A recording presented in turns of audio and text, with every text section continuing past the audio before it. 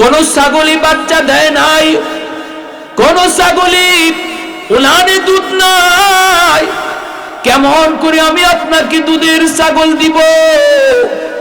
আল্লাহ নবী রহমতের নবী বলেন, রাখাল, ছাগল আমার কাছে আইনা দেওয়া তোমার কাম, উলানে দুধ দেওয়া আমার আল্লাহর কাম। রাখাল, ছাগল এমন একটা ছাগল যেই ছাগলটা মরা ধরা, যার উলানে দুধের বংশ নাই, এমন একটা ছাগল তুমি নিয়ে আসো। ছাগলটা আমার কাছে আনা হলো তোমার কাম, আর এই উলানে দুধ দেওয়া আমার মাওলার কাম। এই কথা বলতেই বেলাল তিনি একটা ছাগল মায়ের নবীর কাছে আনলেন।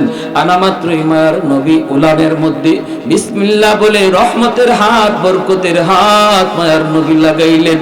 যেই মাত্র আমার নবীর বরকতি হাত উলানের মধ্যে লাগলো, সাথে সাথে উলানটা দুধে ভরপুর হয়ে গেল। আল্লাহ নবী দুধ দহন করলেন। এরপরে নবী বলেন, বেলাল তুমিও খাও। নবী বলতেছেন, রাখাল রে তুমিও খাও। আল্লাহর নবীও খাইলেন, আবু বকর সিদ্দিকও খাইলেন।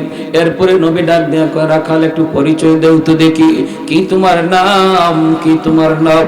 বেলাল হাবশি কয়, আমার নাম হলো বেলাল। কোথায় তোমার বাড়ি? কই বাড়ি হলো হাবশায়। এখানে কেন? কয় গোলাম, তার গোলাম উমাইয়ার গোলাম, আমি তার ছাগলগুলি রাখালি করি। আল্লাহর নবী এইবার তার বিদায় দিলেন। বেলাল চলে গেলেন মালিকের বাড়িতে, তিনি ছাগল নিয়ে চলে গেলেন তো ঠিক, কিন্তু শুধু চোখের সামনে সর্বদা আমার মায়ার নবীর নুরানি চেহারা ভাসে। কি দেখলাম, কাকে দেখলাম, কে সে, কি তার পরিচয়, কি নাম, কে সেই মুসাফির, কি তার পরিচয়? আমার ছাগলের উলানে দুধের কোনো বংশ নাই, এই উলানে দুধ আসলো কেমন করে? এত বড় মহামানব, কি তার পরিচয়? আল্লাহু আকবার। রাতের বেলা বেলাল ঘুমাইতে পারে না, ঘুমানোর আগে শুধু নবীর স্বপ্ন, নবীর চেহারা ভাসে। ঘুমাইতে গেলে ওরে বেলাল নবীকে স্বপ্ন দেখে। সকাল বেলা বেলাল ঠিক মতো খায় না, আবার নবীকে দেখার জন্য আবার ওই ছাগলগুলি নিয়ে অন্য কোথাও বেলাল যায় না। হাজির হয়েছে ওই জায়গায় মায়ার নবী, দয়ার নবী যেই গুহার মধ্যে অবস্থান করেন, ওই গুহার পাশেই বেলাল ছাগলগুলি নিয়ে হাজির। আর মনের ভিতরে তামান্না, মনের ভিতরে ইচ্ছা হলো, আজও যদি মুসাফির আমাকে ডাক দেন, আমি ছাগল নিয়ে তার কাছে হাজির হব, এক নজর তার দেখার জন্য। আরেকটু জোরে কন্যা সুবহানাল্লাহ। ওই দিন আল্লাহ নবী ডাক দিলেন, রাখাল। নবীজির ডাক শোনা মাত্রই বেলাল আবারও গেলেন, নবী ডাক দিলেন, এরে বেলাল। ওই দিনে বেলাল নবীর সামনে যা হাজির। আল্লাহ নবী আবারও বলেন, বেলাল একটা ছাগল নিয়ে আসো। ছাগল আনা মাত্রই নবী উলানে হাত লাগান, উলান দুধে ভরপুর হয়ে যায়। কারণ আমার নবীর হাত যেখানে লাগে ওই জায়গাটাই বরকতে ভরপুর হয়ে যায়। এটা তো নবীর বরকতি হাত, এটা তো আমার নবীর বরকতি হাত, ঠিক কিনা জোরে বলেন? নবীর বরকতি হাত যেখানে লাগে, নবীর বরকতি হাত যার জন্য উঠে, এর জন্য দোয়া আল্লাহর সাথে সাথে কবুল করে। এজন্যই তো আবু হুরায়রার মার জন্য নবী দোয়া করেছিলেন। আবু হুরায়রা বলতেছে, নবী গো, আপনার কাছে আমি আসতে চাই, কিন্তু আমার মা আমাকে আসতে দেয় না, বারবার শুধু নিষেধ করে, না মুহাম্মদের কাছে যাওয়া যাবে না। ওগো নবীজি, আপনি একটু আমার আম্মার জন্য একটু দোয়া করেন, হেদায়েতের দোয়া করেন। মায়ার নবী হাত উঠাই দিলেন, আল্লাহুম্মা হদি উম্মা আবি হুরায়রা, আল্লাহ তুমি আবু হুরায়রার মাকে হেদায়েত দাও। নবী দোয়া করেন হাত উঠাইয়া, আর আবু হুরায়রা দোয়া সাইরা বাড়ির দিকে দৌড়ায়। সাহাবী জিজ্ঞেস করি, রে আবু হুরায়রা কোথায় যাও? তিনি বলতেছে, আমি দেখতে চাই আমি আগে যাই আমার বাড়িতে, নাকি নবীর দোয়া আগে যায়। দরজার সামনে এসে দেখেন দরজা বন্ধ। মা, ভিতর থেকে মা আওয়াজ দেয়া কই, বাবা আবু হুরায়রা একটু দাঁড়াও। মা গোসল করে পবিত্র হইতেছি, মা গোসল করে পবিত্র হইয়া দরজা খুইলা মুস্কি হাসি দিয়া কই, বাবা আবু হুরায়রা, আমাকে মুহাম্মদুর রাসূলুল্লাহ রহমতের নবীর দরবারে নিয়ে যাও, আমি কালেমা পড়ে মুসলমান হতে চাই। আবু হুরায়রা আওয়াজ দিয়ে কই, মক্কার মানুষ একটু খেয়াল করে শোনো, আমি বাড়িতে আসার আগে আমার নবীর দোয়া বাড়িতে চলে আসছে। সাল্লাল্লাহু আলাইহি ওয়া আলা আলিহি ওয়া আসহাবিহি ওয়া বারাকা ওয়া সাল্লাম তাসলিমান কাসীরান কাসীরা। أما بعد فأعوذ بالله من الشيطان الرجيم. بسم الله الرحمن الرحيم. ولقد ذرأنا لجهنم كثيرا من الجن والإنس لهم قلوب لا يفقهون بها ولهم أعين لا يبصرون بها ولهم آذان لا يسمعون بها أولئك كالأنعام بل هم أضل أولئك هم الغافلون.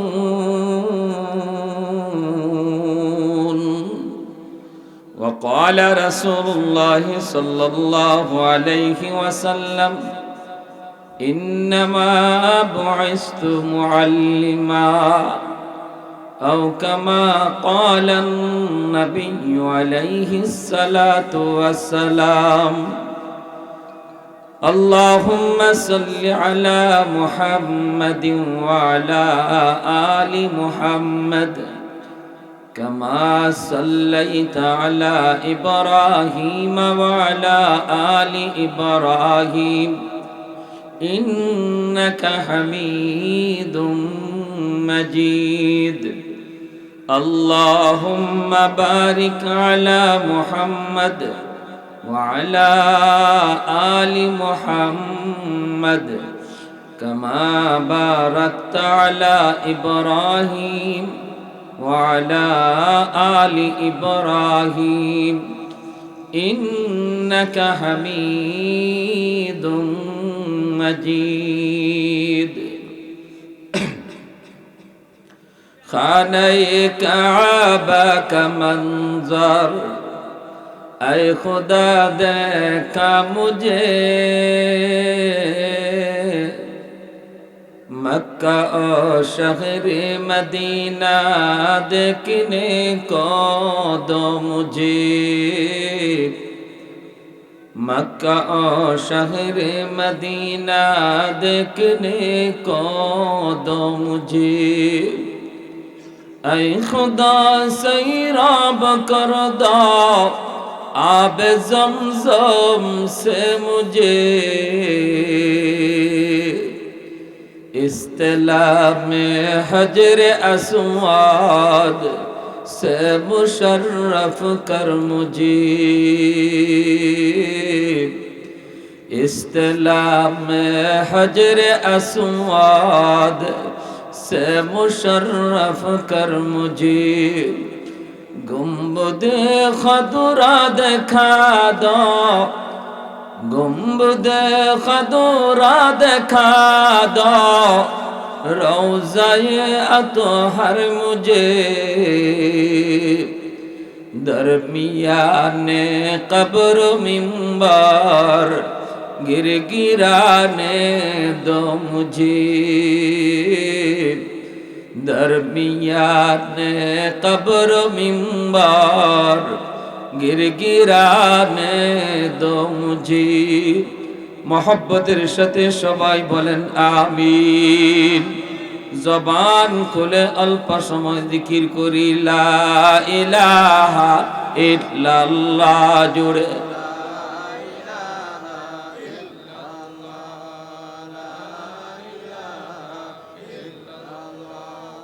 লা ইলাহা ইল্লাল্লাহ, লা ইলাহা ইল্লাল্লাহ।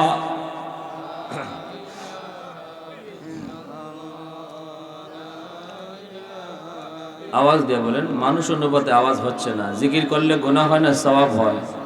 আওয়াজ দিয়া লা ইলাহা ইল্লাল্লাহ, লা ইলাহা ইল্লাল্লাহ।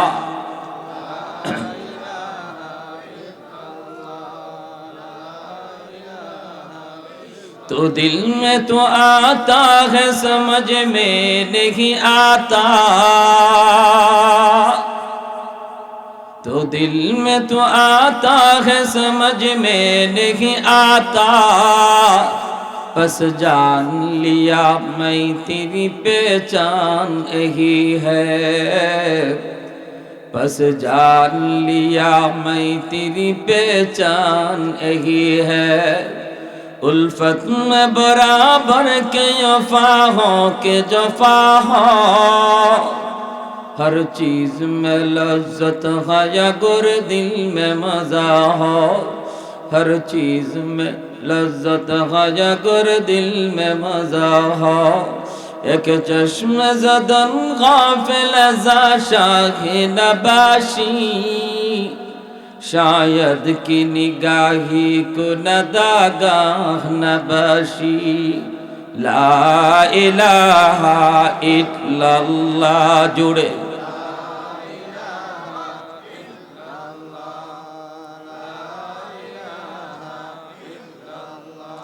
ला इलाहा इल्लल्लाह मुहम्मदुर रसूलुल्लाह। জোরে সুরে বলি সাল্লাল্লাহু আলাইহি ওয়াসাল্লাম। ঐতিহ্যবাহী আল মদিনা ইসলামী যুব কল্যাণ পরিষদ দক্ষিণবাগের উদ্যোগে আয়োজিত দক্ষিণবাগ জামে মসজিদের বার্ষিক তাফসীরুল কোরআন মাহফিলের সম্মানিত সদরে ইজলাস সভাপতি সাহেব হযরত মাওলানা মনিরউদ্দিন সাহেব, ইমাম খতিব দক্ষিণবাগ জামে মসজিদ। আমার আগে বয়ান পেশ করেছেন জননন্দিত মুফাসসির কোরআন হযরত মাওলানা মাহবুবুর রহমান জালালাবাদী সাহেব। আল্লাহ পাক হযরতের ইলমে আমলে বরকত দান করুন, যা কিছু বলে গেলেন আমাদের সবাইকে আমল করার তৌফিক দান করুন। মঞ্চে আসীন জাতির বিবেক, জাতির কর্ণধার, জাতির সূর্য সন্তান উলামায়ে কেরাম, অত্র এলাকার মুরব্বিয়ানে আযম, কলিজার টুকরা যুবক, পর্দার আড়ালে পর্দানিশীন মা ও বোনেরা, আল্লাহ পাকের দরবারে হাজারো কোটি শুকর যে রব্বুল আলামিন বড় দয়া করে, মায়া করে, মেহেরবানি করে এই মুহূর্তে আমাকে আপনাকে দুনিয়ার সমস্ত শুগুলাত, পেরেশানি আর ব্যস্ততা থেকে মুক্ত করে শুধুমাত্র কেবলমাত্র আল্লাহ এবং আল্লাহর রাসূলের মহব্বত অন্তরে নিয়ে কোরআন হাদিসের মাহফিল তথা মায়ার নবীর হাদিসের ভাষায় জান্নাতের বাগানে আসার বসার কিছু নসিহত শোনার তৌফিক দিয়েছেন। এজন্য সবাই শুকরিয়াতে নওয়াজ করে কালিমাতুশ শুকুর বলি আলহামদুলিল্লাহ। মুআজ্জাজ হাজিরিন, মাহফিলে আসলে বসলে লাভ আছেনি না নাই? আমরা যেমন ভাবে আকাশের নক্ষত্রগুলিকে চমকাইতে দেখি, আল্লাহর নবী বলেন যেই জমিনের কোরআন এবং হাদিসের আলোচনা হয়, যেখানে আল্লাহ রসুলের আলোচনা হয়, এই জায়গাটাকে রহমতের ফেরেশতারা, আকাশের ফেরেশতারা নক্ষত্রের মতো চমকাইতে দেখেন। সুবহানাল্লাহ, জোরে কোন প্যারে হাজিরিন। এজন্য এই জায়গাটার অনেক দাম। মায়ার নবী বলেন যেখানে আল্লাহ এবং তার রাসূলের আলোচনা হয়, সেই জায়গাটা দুনিয়াতেই রাউযাতুম মিন রিয়াজিল জান্নাহ, জান্নাতের বাগান হয়ে যায়। জান্নাতের বাগানে আল্লাহ সবাইকে আসার বসার সুযোগ দেয় না। আল্লাহ যাকে পছন্দ করেন, ভালোবাসেন, আল্লাহ যাকে মহব্বত করেন, তাকে আল্লাহ নেক কাজ করার তৌফিক দান করেন। মায়ার নবী তার এক হাদিস শরীফে বলেন, যখনই তুমি কোনো নেক কাজ করার তৌফিক পাইবা, সুযোগ পাইবা, তখনই তুমি বুঝে নিবা আল্লাহ তোমাকে ভালোবাসেন। আমরা এখানে আসি নাই, আল্লাহ আমাদেরকে ভালোবেসে নিয়ে এসেছেন, ঠিক কিনা ভাই? জোরে বলেন। আমরা আসি নাই, আল্লাহ ভালোবেসে নিয়ে এসেছে, ঠিক না? এজন্য আমরা তওবার নিয়তে বসব। একজন মানুষ এখানে আসার আগে সে গুনাহগার ছিল, কিন্তু বসার সাথে সাথে তওবার নিয়ত করলো। আল্লাহ রাব্বুল আলামিন বসার আগে সে তার নাম ছিল গুনাহগারের তালিকায়, আর তওবার নিয়তের সাথে সাথে আল্লাহ তার নাম তালিকাভুক্ত করেছে ওলির খাতায়। আত-তাইবু মিনাজ যামবি কামান লা যামবা লা। মায়ার নবী, রহমতের নবী বলেন, তওবাকারীর তওবা আল্লাহ এমন ভাবে কবুল করে, তার আমলনামায় কোনো গুনাহই থাকে না, বরং এই গুনাহটারে আল্লাহ নেকি দ্বারা পাল্টায় দেয়। যেরকম না সুবহানাল্লাহ, নেকি দ্বারা আল্লাহ গুনাহ পাল্টায় দেয়। কি ভাই, কেন? কারণ হলো হাসরের মাঠে তার আমলনামা দেখে কোনো মানুষ যেন খোঁটা দিতে না পারে, কেউ যেন এই কথা না বলে, মিয়া তোমার এই জায়গা খালি দেখা যায়, মনে হয় এখানে গুনাহ ছিল, আল্লাহ দয়া করে মাফ করে দিছে, তুমি দয়ার গুণে মাফ পাইছো, আল্লাহ দয়া করে মাফ করছে, এতটুকু কথাও যেন কেউ তারে কইতে না পারে, বলতে না পারে। এজন্য গুনার জায়গাটা মোচন কইরা এই খালি জায়গাটা আবার নেকি দ্বারা ভরপুর করে দেয়। সুবহানাল্লাহ। তাহলে আমরা তওবার নিয়তে বসতে পারি না? কারা কারা তওবার নিয়তে বসার নিয়ত? আল্লাহ তুমি প্রতিটা হাতকে কবুল করো, আমাদের প্রত্যেকের তওবাকে তুমি কবুল করো, যেরকম আমিন। মুআজ্জাজ হাজিরিন, তওবাকারীর পিছনের গুনাহ যে আল্লাহ পাক নেকি দ্বারা পাল্টায়, এই প্রসঙ্গে একটা ঘটনা বলবো। মনোযোগ সবার আছে তো ইনশাআল্লাহ? একটা ঘটনা বলি। ঘটনাটা হলো হযরত সিদ্দিক আকবর রাদিয়াল্লাহু তাআলা আনহু, এই উম্মতের শ্রেষ্ঠ মানুষ, ঠিক না? উম্মতে মুহাম্মদীর মধ্যে আবু বকর সিদ্দিকের চেয়ে বেশি মর্যাদাবান আর কেউ নাই। 10 জন যে মানুষকে নবী দুনিয়া থাকতেই জান্নাতের সার্টিফিকেট দিয়েছেন, যাদেরকে আশারায়ে মুবাশশারা বলা হয়, এর মধ্যে 1 নম্বরই হলেন আবু বকর সিদ্দিক রাদিয়াল্লাহু তাআলা আনহু।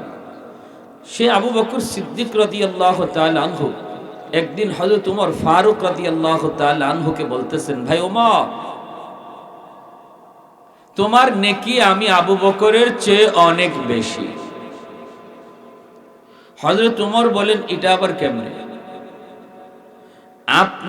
আপনার মর্যাদা আমার চেয়ে কত বেশি, আপনার নেকি আমার চেয়ে কত বেশি, সেখানে আপনি কেমনে কোন যে আমি ওমরের নেকি আপনার চেয়ে বেশি? আবু বকর সিদ্দিক বলেন, হ্যাঁ বললাম তো, তোমার নেকি আমি আবু বকরের চেয়ে বেশি। ওমর ফারুক রাদিয়াল্লাহু তাআলা আনহু বলেন, দলিল, প্রমাণ কি? সিদ্দিক আকবর বলেন, প্রমাণ হলো আল্লাহর কোরআনের আয়াত। কি আয়াত? কই ইল্লা মান তাবা ওয়া আমানা ওয়া আমিলা আমালান সালিহা ফাউলাইকা ইউবাদদিলুল্লাহু সাইয়্যাতিহিম হাসানাত। আল্লাহ বলেছেন, যারা তওবা করবে, ঈমান আনবে, নেক আমল করবে, আল্লাহ পাক রব্বুল আলামিন তার পিছনের জীবনের সব গুনাহরে নেকি দ্বারা পাল্টায় দেবে। তো পিছনের সব গুনাহ যদি আল্লাহ নেকি দ্বারা পাল্টায়, তুমি উমরের পিছনের গুনাহ আমি আবু বকরের চেয়ে অনেক বেশি। গুনাহ তোমার পিছনের, মুসলমান হওয়ার আগে তোমার গুনাহ আমার চেয়ে অনেক বেশি, তোমার অপরাধ আমার চেয়ে অনেক বেশি। ঈমান আনার পরে আল্লাহ তোমার পিছনের সব অপরাধকে নেকি দ্বারা পাল্টায় দিয়েছেন, এই হিসাবে তোমার নেকি আমার চেয়ে বেশি হয়ে গেছে। কথাটা বুঝে আসছে আপনাদের? সহজ কথা বুঝছেন? হযরত ওমর ফারুক রাদিয়াল্লাহু তাআলা আনহু বলেন, ভাই আবু বকর, আমি এত কিছু বুঝি না, আমি একজন সোজা মানুষ। হযরত ওমর বলেন, আমি এত পেশগুজ বুঝি না। যদি আমি উমরের জীবনের নেকি আপনার চেয়ে বেশি হই রে ভাই আবু বকর, তাহলে নেকি পাল্টাপাল্টি করে ফেলি। বুঝতে পারছেন? নেকি পাল্টাপাল্টি করে ফেলি। আমি উমরের জীবনের সব নেকি আপনি লয়া যান, আর আপনি আবু বকরের সারা জীবনের নেকি লাগবে না, শুধু 1 রাতের নেকি আমাকে দিয়া দেন। উমর যেই মাত্রই প্রস্তাব রাখলেন আবু বকর সিদ্দিক রাদিয়াল্লাহু তাআলা আনহু তখন বলেন, ভাই ওমর, কোন রাতের কথা বলছো? কোন রাতের নেকি তুমি নিতে চাও? আর তোমার জীবনের সবগুলি নেকি আমাকে দিতে চাও? এটা কোন রাত? এমনি হযরত ওমর কই, মায়ার আবু বকর সিদ্দিক, ও সিদ্দিক আকবর, সেই রাতটা হলো ওই রাত যেই রাতে আপনি আমার মায়ার নবীকে নিয়ে মক্কা থেকে মদিনায় হিজরত করেছিলেন। যেই রাতে আপনি অপেক্ষায় ছিলেন, অপেক্ষায় একদিন দুই দিন নয়, 40 দিন পর্যন্ত আপনি রাতে ঘুমান না। দরজার পাশে কান খাড়া করে দাঁড়া দাঁড়া মায়ার নবীর অপেক্ষা করেছেন গ, কখন কোন টাইমে আমার নবী আইসা আমাকে ডাক দেন। এরপরে মায়ার নবীকে নিয়ে আপনি হিজরতের জন্য রওনা দিয়েছেন। সেই গাড়ে চড়ে যা উঠলেন, কিন্তু মায়ার নবীকে আপনি পায়ে হাঁটায়া গাড়ে চড়ে তুলেন নাই। আপনি নিজের কাঁধে কইরা মায়ার নবীকে ওই পাহাড় বায়া বায়া উঠছেন। আল্লাহু আকবার জোরে। গর্তের কিনারায় যাইয়া আপনি বলেছেন, নবী গো আপনি আগে ঢুকবেন না, আপনি গর্তের মুখের কাছে একটু দাঁড়ান, আমি আবু বকর গর্তের ভিতরে ঢুকি, আগে যায় আমি দেখি গর্তটা নিরাপদ কিনা, এই গর্তের ভিতরে বিষাক্ত কোনো প্রাণী আছে কিনা। ওগো নবীজি, আমি আবু বকরকে যদি কোনো বিষাক্ত প্রাণী ক্ষতি করে, উম্মতের এত ক্ষতি হবে না যতটা ক্ষতি হবে আপনার ক্ষতি হলে। জোরে কোন সুবহানাল্লাহ। ইয়া রাসূলুল্লাহ, ইয়া হাবিবাল্লাহ, না গো নবী, আপনি গর্তের কিনারে দাঁড়ান, আমি আবু বকর গর্তের ভিতরে ঢুকি, আগে যায় দেখি আমি জায়গাটা নিরাপদ কিনা, এই জায়গায় ঢুকা যাবে কিনা, থাকা যাবে কিনা, আমি জায়গাটা বুঝে আসি। এরপরে তুমি ঢুকলা, ঢুইকা আবু বকর সবগুলি গর্ত নিজের পাগড়ির কাপড় সিরা সিরা সবগুলি গর্তের মুখ তুমি বন্ধ করে দিয়েছ। একটা মুখ তুমি বন্ধ করতে পারো না, কারণ তোমার কাছে অবশিষ্ট কোন কাপড় ছিল না। মায়ার নবীরে তুমি গর্তের ভিতরে নিয়ে ঢুকছো, কিন্তু মায়ার নবীরে ঘুম পাড়ায় দিছ। নিজের উরুতে আল্লাহর নবী রহমতের নবী ঘুমান ঘুমান, অথচ ঘুমের প্রয়োজনটা তোমার বেশি ছিল।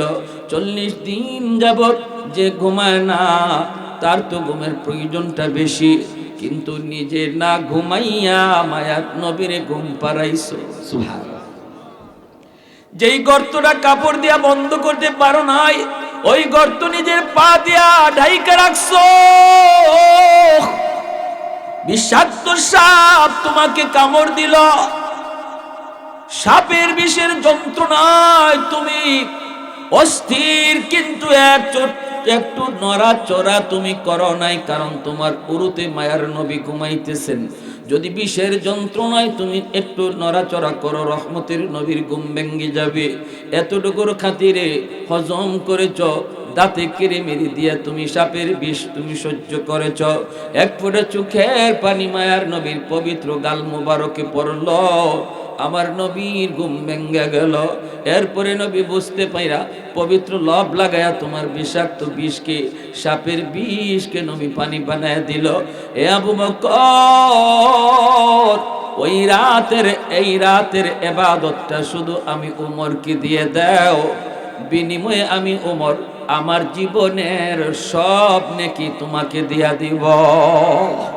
আরেকটু জোরে কন্যা সুবহানাল্লাহ।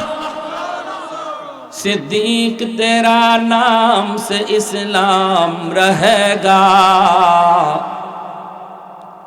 सिद्दीक तेरा नाम से इस्लाम रहेगा, दुनिया की सदाकत में तेरा नाम रहेगा, दुनिया की सदाकत में तेरा नाम रहेगा, फारूक तेरा नाम से इस्लाम रहेगा, दुनिया की अदालत में तेरा नाम रहेगा, दुनिया की अदालत में तेरा नाम रहेगा।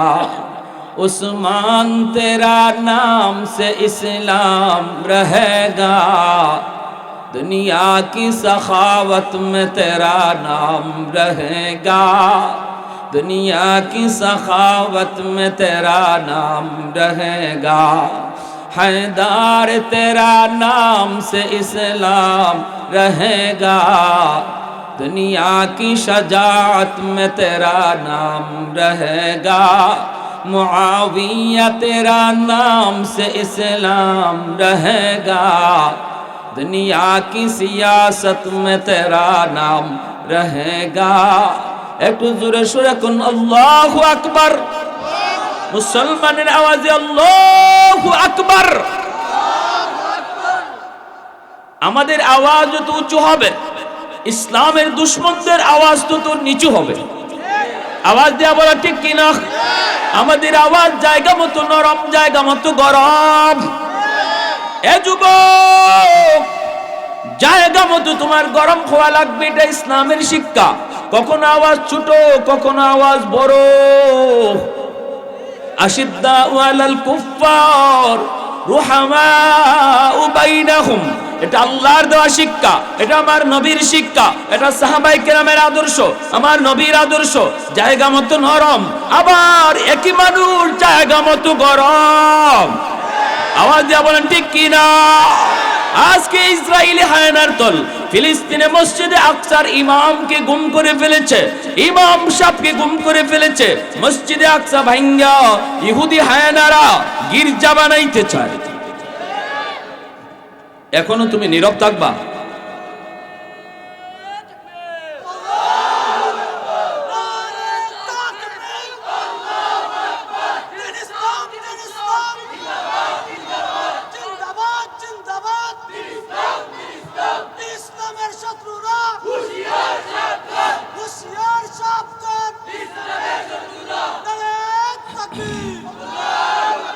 মসজিদে আকসা মুসলমানের প্রথম কিবলা। এই কিবলা ভাঙ্গে যদি ইহুদিরা গির্জা বানাইতে চায়, আর আমি আর তুমি আঙ্গুল চুষি, জবাব দেওয়া যাবে আল্লাহর কাছে? জোরে এখন জবাব দেওয়া যাবে? কোনো জবাব দেওয়া যাবে না। আজকে আরবের জমিন নিয়ে দুশমনের ষড়যন্ত্র শুরু হয়েছে। বাইতুল্লাহ নিয়ে ষড়যন্ত্র, আরবের জমিন মক্কা খানায়ে কাবা নিয়ে ষড়যন্ত্র, মক্কা মদিনা নিয়ে ষড়যন্ত্র, মসজিদে আকসা নিয়ে ষড়যন্ত্র। আজ আমাকে আর তোমাকে আর ইহুদি হায়নার দল, বেদিন বেঈমানের দল, ওদের জালে আবদ্ধ কইরা বেঈমানদের খেলা দেখার পাগল বানাইয়া আজ ফিলিস্তিনের জমিনে মুসলমানের রক্তে লাল হচ্ছে। আমরা যখন আর্জেন্টিনার খেলা নিয়ে ব্যস্ত, তখন ফিলিস্তিনের জমিনে আমার মুসলিম ভাইকে গুলি করে হত্যা করেছে। যেদিন আর্জেন্টিনার খেলা তুমি দেখতে পাগল, ওই দিনও একজন মুসলিম যুবক অসুস্থ বাবার চিকিৎসার জন্য ডাক্তার আনতে দৌড় দিয়ে ঘর থেকে বের হয়েছিল। সেই যুবক ডাক্তার নিয়ে আসতে পারে নাই, সে ঔষধ নিয়েও ঘরে ফিরতে পারে নাই, বরং হায়নাদের গুলির শিকার হয়ে বাপমার কাছে লাশ হয়ে ফিরেছে, শহীদ হয়েছে। সেদিন শহীদের মিছিল হয়েছে ফিলিস্তিনের জমিনে, আর বাংলার জমিনে তুমি মুসলিম যুবক আর্জেন্টিনার খেলা দেখা নিয়ে পাগল। বলো কিয়ামতের ময়দানে মায়ার নবীর সামনে কেমন করে মুখ দেখাইবা?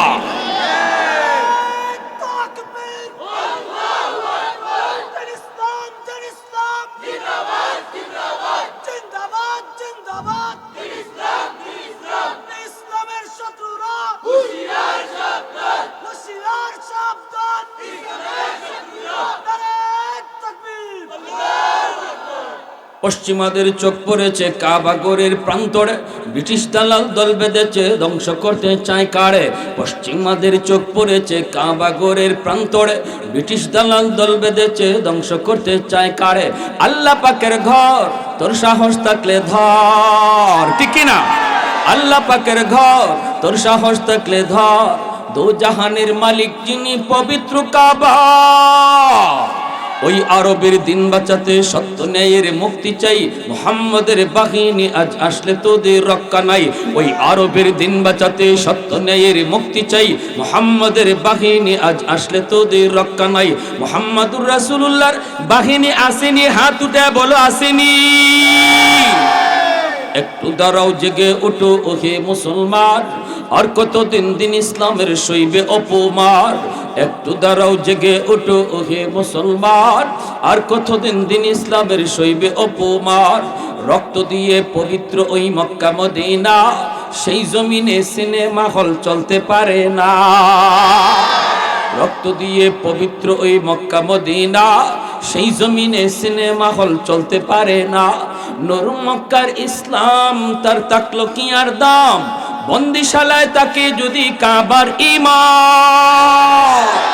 ওই আরবের দিন বাঁচাতে সত্য ন্যায়ের মুক্তি চাই, মুহাম্মাদের বাহিনী আজ আসলে তোদের রক্ষা নাই।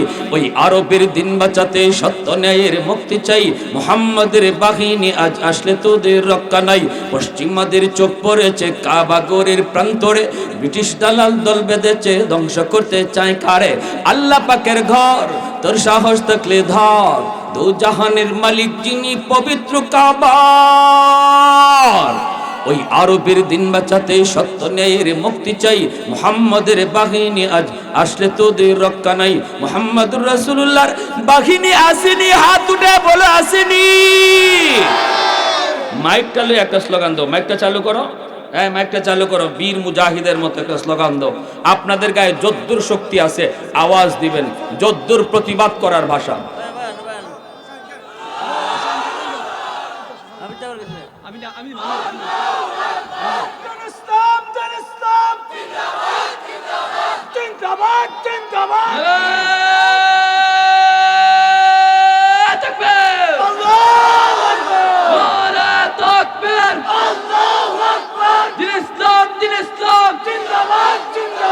আল কুরআনের আলো করে করে চলো, আল হাদিসের আলো করে করে চলো, শাহজালালের তলোয়ার গর্জে উঠুক আরেকবার, ইসলামের শত্রুরা হুঁশিয়ার সাবধান।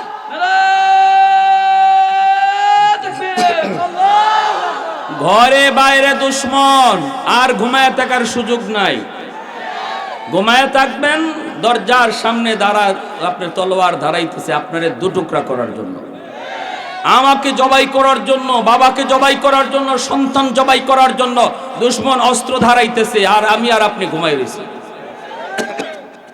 ঘুমায় থাকার সুযোগ আছে? আওয়াজ চাই, আওয়াজ। যার যেখান থেকে শক্তি আছে যদ্দূর আওয়াজ তোলার আওয়াজ তুলবো, প্রতিবাদের ভাষা চাই, ঠিক কিনা?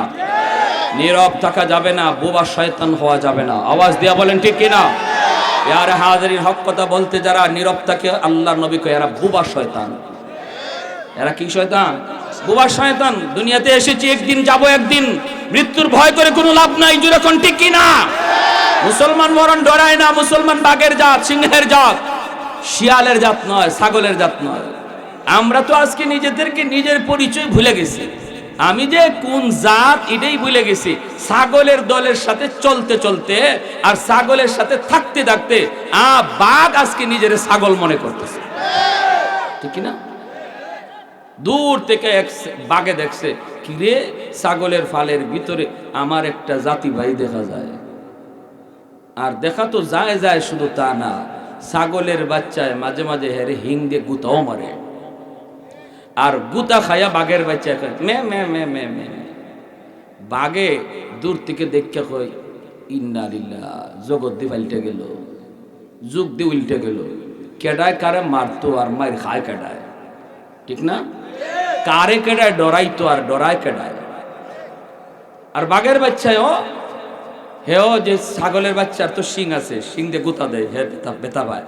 হে ইবা ছাগলের মতো হেও গে শিং দে, হের মাথা দিয়ে গুতা দেয়, গুতা দিয়ে দেখে হে উল্টা আরো দুঃখ পায়। হের তো হিং নাই, বুঝছেন নি? হেও বুঝতে পায় না ঘটনা কি। ইতাই আমারে গুতা দেয়, আমি কান্দি, আমি গুতা দিলে দি কান্দে না। ঘটনাটা কি? হেও বুঝতেছে না, নিজেরে বুঝেই না হে কোন জাত। বাঘ একটা জঙ্গল থেকে দেখছে, দেখে কয় বুঝছি ঘটনা তো এদের সাথে থাকতে থাকতে, এদের দলে চলতে চলতে এদের বাঘের জাত এটা ভুলিয়ে গেছে, এ নিজের ছাগল মনে করতেছে। আরে এরে তো বুঝানি লাগবে আগে, তুই ছাগল না তুই বাঘ, এরে বুঝাইলেই কাম সারবো। এমনি বাঘে জঙ্গল থেকে একটা হুঙ্কার দিয়া ছাগলের পালের দিকে দৌড় দিছে। যেই বাঘের হুঙ্কার, চিড়িয়াখানা গেছেন নি? চিড়িয়াখানা, ঢাকা চিড়িয়াখানা গেছেন? দেখবেন চিড়িয়াখানার গেট দিয়ে ঢুকবেন, খালি এখনো বাঘ দেখছেন না আপনি, বা হরিণ এখনো, সিংহ এখনো দেখেন নাই, খালি আওয়াজ দিছে একটা, এতেই দেখবে জমিন কাঁপতেছে, কাঁপে ওঠে ফায়ার থেকে জমিন। এইলো সিংহের আর বাঘের হুঙ্কার। যেই মাত্র এমন একটা হুঙ্কার দিয়া বাঘে হামলা দিছে, ছাগলের বাচ্চাকে আর থাকে, সব ছাগল দৌড়তেছে, এখন বাঘের বাচ্চাও দৌড়ে। এখন এই বাঘে দৌড় দিয়ে এরা থাবা দিয়ে দোষ, খারাপ বেকুফের বেকুফ, তুই দৌড়তেস কে? দৌড় দিব না, ইবা মানুষে ডাক মারেনি, কলজা সহ কাঁপতেছে। তুই এরার কলজা কাঁপতুই, তোর কে লাগে কাঁপতুই? কেন? তুই এরার মতো না, তো তুই এদের মতো না, তুই এদের জাতো না, তুই আমার জাতের। কথা কি দেখো, আমি তোমার জাতের বলে, হ আমি বড় ভাই, তুই ছোট ভাই। আর এগুলো হচ্ছে সব ছাগলের বাচ্চা, এগুলো আমাদের নাম শুনলে ভয় পায়। তুই তো তোরে ভুলে গেলি, তুই যে আমার জাতিরে তোর বিশ্বাস না হয়, না বিশ্বাস না হয়তো আয় তোরে বিশ্বাস করাই। এমনি বাঘের ধরে নিয়ে গেছে, নিয়া গাঙ্গের ফারো নিয়া কয় গাঙ্গকে ফানি খা। আর ফানি খাওয়ার সময় দেখবে তোর চেহারাটা পানির মধ্যে ভাসতেছে। এই সময় তুই দেখিস তোর চেহারাটা ওই ছাগলের মতো না আমার মতো, তুই দেখিস। হেগে ঠিকই ফানি খাইতে গেছে গাঙ্গের ফারো, ফানির মাঝে চেহারা ভাসে না, চেহারাটা ভাসতে বাঘের বাচ্চা হাই হাই হাই, আমি এতদিন কোন পাগলে হয়েছিলাম, আমারে ইতাই আমারে গুতাইছে, আর আমি খালি ভেবে ভেবে ভেবে করছি। তে খারা এখন ওই হে গাঙ্গের ফার থেকে ফারো উঠছে, উঠতে হে মোশনটা লইয়ে নিছে আর কি, বাপ আইসে ফেলল, কারণ নিজের পরিচয় ফাইলিছে, এখন কি আর বাপ না আর বাকি আছে? বাপ আইসে পরে বাঘে বড়টা কয় কি তারে কি খবর? কয় ভাই, বড় ভাই তুমি ঠিক আছো ভাই, আমি তোমার জাতের। কয় এখন আমার কি আইতইব না তুই একাই যথেষ্ট এই ছাগল গুলার জন্য? কয় একাই যথেষ্ট, তোমার আর আওয়া লাগবে। এই যে পরিচয়টা, এই পরিচয়টার কারণে তার সে হুঙ্কার ফিরে আসছে। আজ মুসলমান জাতি দুশ্মনদের, বেদিনদের, বেঈমানদের রং ধইরা এদের সাথে চলতে চলতে আমরা আমাদের রং যে মদিনাওয়ালার রং, আমাদের রং যে মুহাম্মদ রাসূলুল্লাহর রং, এই কথাটা আমরা ভুলেই গেছি খ্রিস্টানদের আর ইহুদিদের রং ধরার কারণে। মদিনাওয়ালার রংটারে দুশ্মনটা ভয় পায়। মদিনাওয়ালার রং, রহমতের নবীর রং, সাহাবায়ে কেরামের রং, এই রংটারে বেঈমানরা জমের মতো ডরায়। কিন্তু আমরা ওই রংটাই ভুলে গেছি। আজকে আমরা ইহুদিদের রং ধরছি, ইহুদিদের নাসারাদের রং ধরছি, যার কারণে বেঈমানরা ভয় পায় না। আমাদেরকে নিয়ে কয় এরা তো আমাগো জাতীয়ই, দেখো না আমরা যেমন টাই পরি এরাও টাই পরছে, আমাগো মুখে দাড়ি নাই, এর মুখও দাড়ি নাই, আমরাও এরকম ভাবে টুপি পরি, ক্যাপ পরি, এরাও ক্যাপ পরছে, আমরাও আর্জেন্টিনা লইয়া পাগল, এও আর্জেন্টিনা লইয়া পাগল, আর ব্রাজিল লইয়া পাগল। তো বেশ কম কি? কোনো বেশ কম নাই। দেখো না আমরা যেমন চলি এরাও এরম চলে, আমরাও মন্দিরে যাই না, এরাও মসজিদে যায় না। ওই বেঈমানরা ভয় দূর হয়ে গেছে, এজন্য আমাকে মারতেছে এখন, আর আমরা খালি বেবে বেবে করতেছি। একজনে এই দিক থেকে একটা লাথি মারে, এটাই লয়, এটাই কিছুক্ষণ পরে আবার লাথি মারে, এটাই লয়, মাঝখানে ফুটবল হয়ে গেছি আমরা। দুই দিক থেকে আমরা নিয়ে খেলতেছে। এজন্য বলি যুবক, এখনো সময় আছে, এখনো সময় আছে।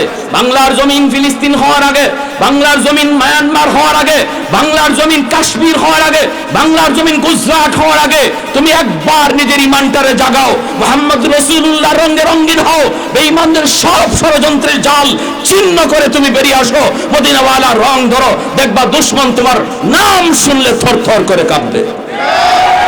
ইতিহাস ভুলে যেও না, একবার পিছনের ইতিহাস খোঁজো, পিছনের ইতিহাস দেখো। মাত্র অল্প সংখ্যক বীর মুজাহিদ ময়দানে, আর দুশমন হাজার ছিল, তারপরও সাহস করে নাই, বিজয় পায় নাই। মুসলমানদের বিজয় হয়েছে। হাতের খেজুরের ডাল তলোয়ার বানায় দিয়েছে কে? আরে কুজুরে বলেন কে? আল্লাহ। এজন্য আমার ভাইয়েরা, যে কথা বলতেছিলাম, ঘরে বাইরে আজকে আমাদের দুশমন, অতএব আমাদের আর ঘুমায় থাকার সুযোগ নেই।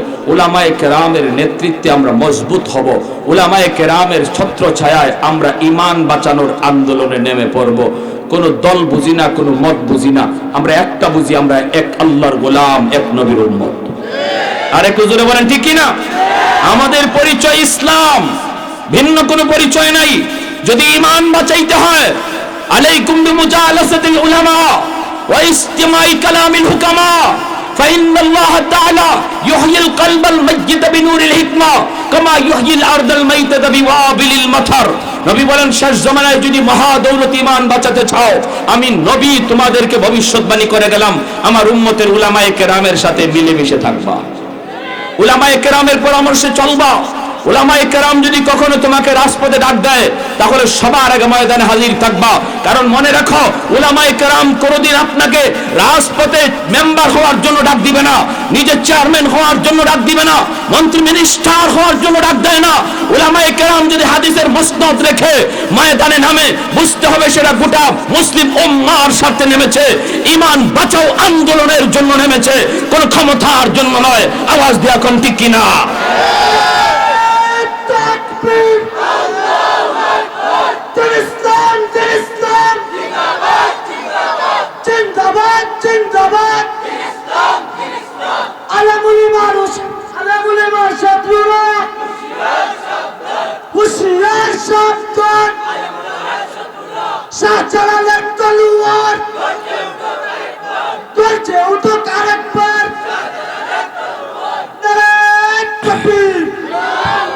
আর স্লোগান দিও না এখন কথা মনোযোগ দিয়ে শুনেন সবার মনোযোগ আছে আমার দিকে মনোযোগ আছে কার কার একটু হাত উঠে দেখান আল্লাহকে দেখান আল্লাহ তুমি প্রতিটা হাতকে কবুল করো জোরে বলি আমিন আমরা ঘুমন্ত না সজাগ চৌকের ঘুম বলছি না কলজার ঘুম দিলের ঘুম দিলে সজাগ কারা একটু হাত উঠে আল্লাহকে দেখান দিল সজাগ আল্লাহ তুমি কবুল করো জোরে কোন আমিন ইয়ার হাদির নতেব দুশ্মন যে রঙে আসুক আমরা ওই রং ধরতে প্রস্তুত ঠিক কি না ঈমানের ডাকাত যেই রং ধরে আসবে এই রঙেই আমরা ওরে ধরতে প্রস্তুত উলামায়ে কেরামের সাথে থেকে ঠিক কি না সবাই ইনশাআল্লাহ আল্লাহ কবুল করো হযরত আবু বকর সিদ্দিক রাদিয়াল্লাহু তাআলা আনহু তিনি বলতেছেন ভাই ওমর তুমি যদি আমার এক রাতের ইবাদত নিতে চাও আর তোমার গোটা জিন্দেগীর ইবাদত আমারে দিয়া লাইতে চাও তাহলে তো আমার একটু বুঝতে হইব এই এক রাতে আমার কি পরিমাণ নেকি হইছে এটা আগে বুঝে লই এরপরে পাল্টাই মনে বুঝে আসছে আগের কথা বুঝে আসছে ওমর ফারুক রাদিয়াল্লাহু তাআলা আনহু বলেন ঠিক আছে তাহলে কেমন করে পাল্টাবা আবু বকর সিদ্দিক রাদিয়াল্লাহু তাআলা আনহু বলেন ভাই ওমর তাহলে চলো আল্লাহর নবীর কাছে যাই মায়ার নবীকে যা একটু জিজ্ঞেস করি দুজন আল্লাহর নবীর কাছে চলে আসলেন মায়ার নবী দয়ার নবীর কাছে আসা মাত্রই নবী বলতেছেন কেন এসেছো আবু বকর সিদ্দিক বলে ইয়া রাসূলুল্লাহ ওমর তার জীবনের নেকি আমার সাথে পাল্টাইতে চায় আল্লাহর নবী বলে আবু বকর কিসের বিনিময়ে পাল্টাতে চায় আবু বকর বলে নবী গো এক রাতের ইবাদত নিয়ে যেতে চায় আর বিনিময়ে ওমর তার জীবনের নেকি আমাকে দিতে চায় আল্লাহর নবী বলে ওমর জীবনের নেকি দিতে চায় আর তোমার এক রাতের ইবাদত নিতে চায় এটা কোন রাত সিদ্দিক আকবর বলে ইয়া রাসূলুল্লাহ ওই রাতটা হলো যেই রাতে আমি আপনাকে নিয়ে হিজরত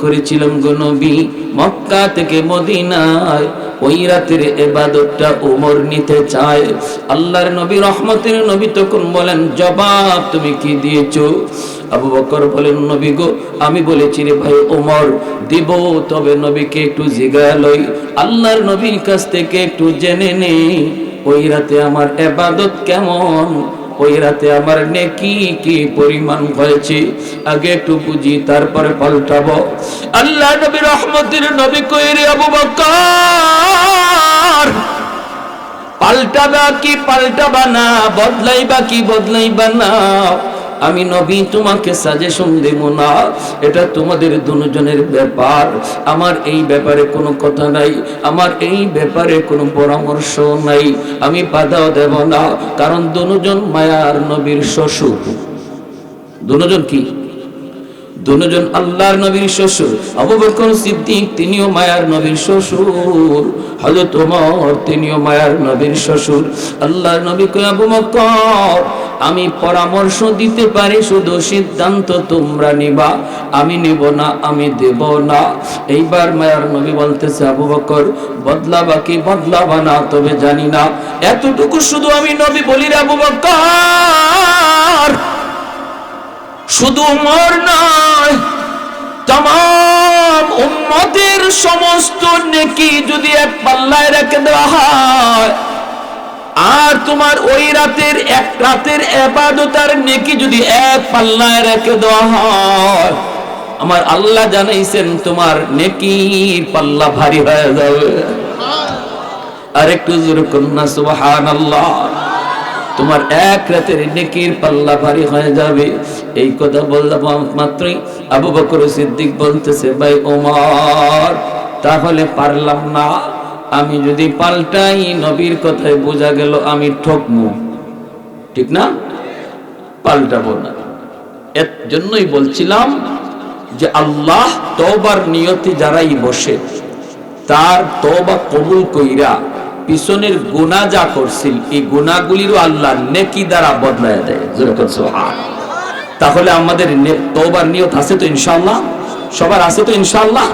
আমি যে আয়াতে কারিমা তেলাওয়াত করেছি, আল্লাহ পাক রব্বুল আলামিন বলেন, ওয়ালাকাদ যারানা লি জাহান্নামা কাসীরাম মিনাল জিন্নি ওয়াল ইনস, আমি মানুষ এবং জিন জাতির ভিতর থেকে কিছু মানুষ আর কিছু জিনকে শুধু জাহান্নামের জন্য বানাইছি।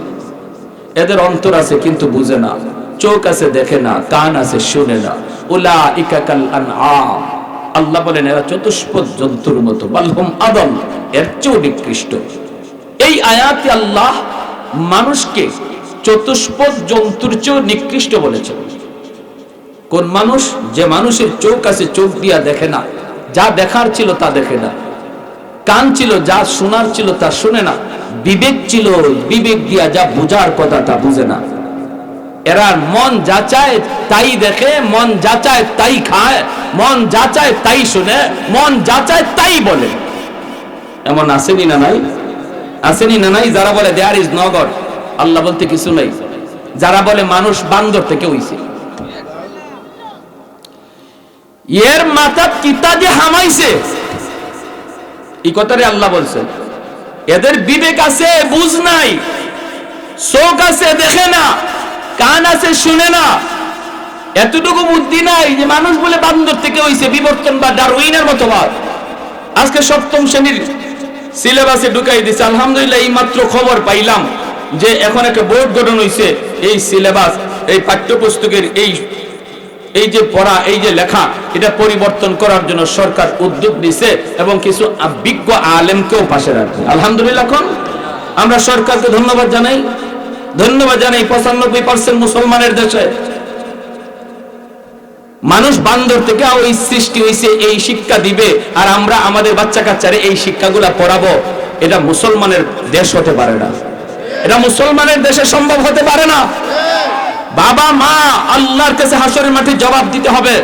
আমার সন্তান কি পড়ছে এই ব্যাপারে আল্লাহর কাছে বাবার জবাব দিতে হবে, মার জবাব দিতে হবে। আপনার সন্তান যদি ডারউইনের মতবাদ শিখে তাহলে ইসলাম থেকে সে অটোমেটিক সরে যাবে। পর্দার বিরুদ্ধে যদি যেই কোৎসাই বইয়ে দেওয়া হয়েছে এই গল্পগুলো যদি পড়ে, ছোট ছোট বাচ্চাগুলা পর্দাকে শিশুকাল থেকে খারাপ জানবে, বোরকাটারে খারাপ জানবে। এমন সূক্ষ্মভাবে যারা ইসলামকে ধ্বংস করার জন্য পাঠ্যপুস্তকে ইসলাম বিরোধী এই কথাগুলি আর এই সাবজেক্টগুলি দিল, এদের বিরুদ্ধে বাবা মা আলেম ওলামা শুধু না, আপনার সন্তান যেই সন্তানটা স্কুলে পড়ে এই সন্তানের বাবা আপনি, আপনার দায়িত্ব প্রতিবাদ করা, আপনার দায়িত্ব প্রতিবাদ করা।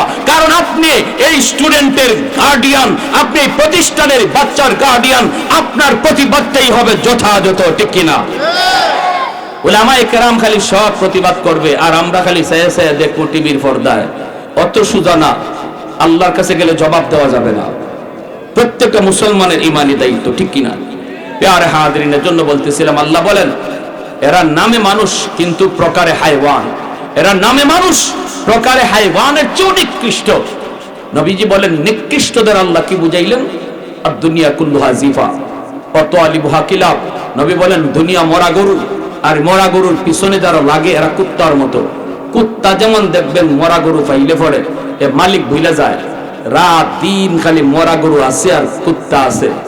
শিয়ালেও মালিক ঠিকানা ভুলে না, শকুনেও ঠিকানা ভুলে না। মরা গরু 3 ধরনের প্রাণী খায়, শিয়ালে খায়, শকুনে খায়, কুত্তায় খায়। শিয়ালও দেখবেন সারা রাত খায়, সকাল হইলেই তার ঠিকানা গর্তে যায়, গাতো যায়। আর সন্ধ্যার দিন হইলে পরে শকুন আসে, সারাদিন শকুনে খায় মরা গরু, সন্ধ্যা হইলে হেও ঠিকানা বলে না, গাছের ডালে যায়।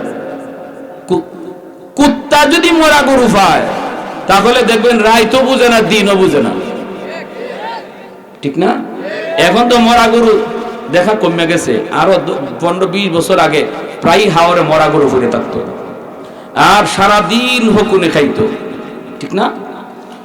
খাইতো ভালো কথা, দেখবেন রাতে হকুন নাই, শিয়াল আইছে। কিন্তু কুত্তা হে মরা গরু ফাইলে মালিক ভুলে ফেলে, কোথায় তার ঠিকানা, কে মালিক, কে তারে দুধ ভাত দিয়ে খাওয়াইলো, কে তারে সাবান দিয়ে গোসল করায়, সব বইলা রাত নাই দিন নাই। আরেকটা কুত্তারে আইয়া শরীকও করে না। যদি কোনো কুত্তা আয় তাইলে বোঝা যায় আরো পাগলা হয়ে যায়। এটা হলো কুত্তার সবচেয়ে খারাপ বৈশিষ্ট্য, হিংসা।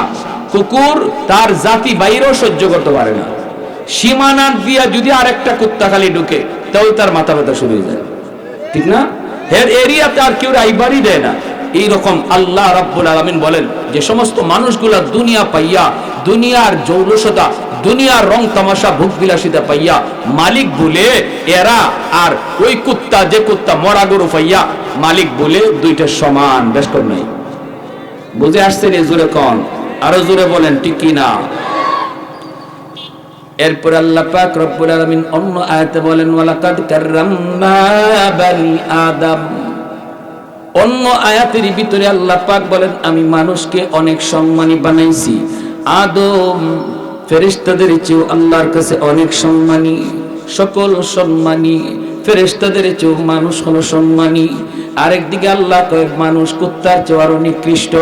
তাহলে বোঝা গেল মানুষের সম্মান চেহারা দেখা নয়, মানুষের সম্মান ক্ষমতা দেখা নয়, মানুষের সম্মান টাকা পয়সা দেখা নয়। মানুষের সম্মান হলো ঈমান আর নেক আমলের দ্বারা। যার মধ্যে ঈমান আছে রে যুবক, নেক আমল যার ভিতরে আছে, ওই মানুষটার দাম আল্লাহ বলে ফেরেশতার চেয়ে অনেক বেশি। আর যেই মানুষটার কাছে ঈমান নাই, আমল নাই, এই মানুষটার দাম কুকুরের চেয়ে আরো নিকৃষ্ট। এজন্যই বেলাল হাবশী রাদিয়াল্লাহু তাআলা আনহু তিনি একজন গোলাম।